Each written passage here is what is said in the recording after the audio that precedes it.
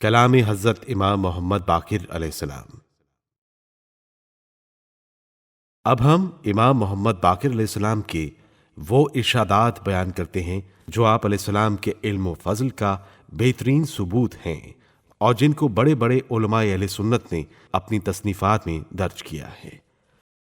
روح کی حقیقت۔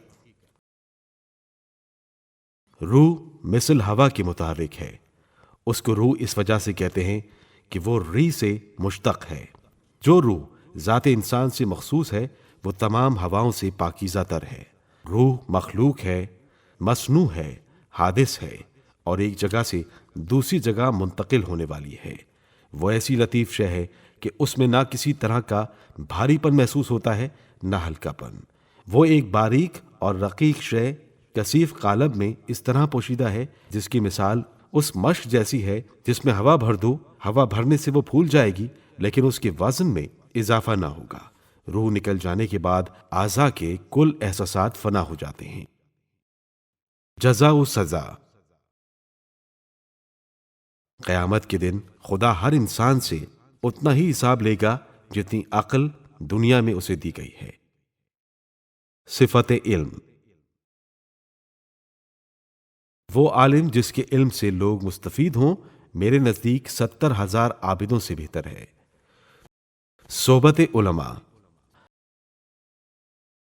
اگر میں ایسے عالم کی صحبت میں بیٹھوں جو مسائل دینی کا جاننے والا ہو اور میرا معتمد علیہ ہو تو یہ صحبت مجھے 1 سال کی عبادت سے زیادہ محبوب ہے۔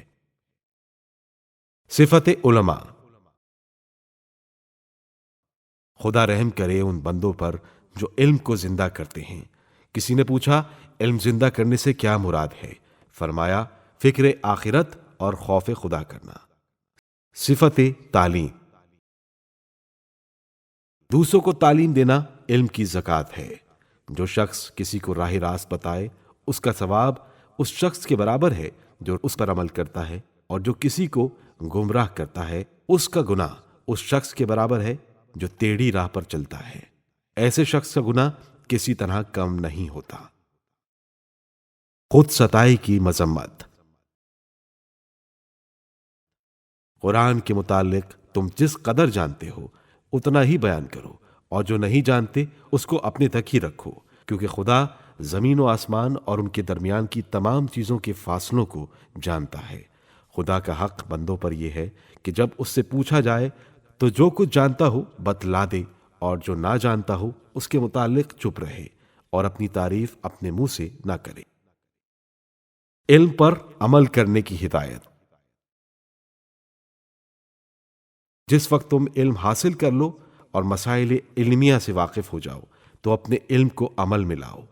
علم کی تحصیل کے لیے تمہارا دل کشادہ اور حوصلہ فراخ ہونا چاہیے، کیونکہ ایسے شخص پر شیطان مسلط ہو جاتا ہے جس کا حوصلہ فراخ نہیں ہوتا اور علم زیادہ حاصل کر لیتا ہے۔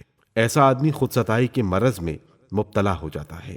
اگر شیطان تم سے مخالفت ظاہر کرے تو اس سے جہاد کرو اور اس کے اغوا کا جواب ان باتوں سے دو جن کو تم جانتے ہو۔ پڑھانے والے کا ثواب پڑھنے والے کے برابر، اور اس کے لیے 2 فضیلتیں موجود ہیں، پڑھانے کی بھی اور یاد رکھنے کی بھی۔ جو لوگ صاحبان علم ہیں ان سے علم حاصل کرو۔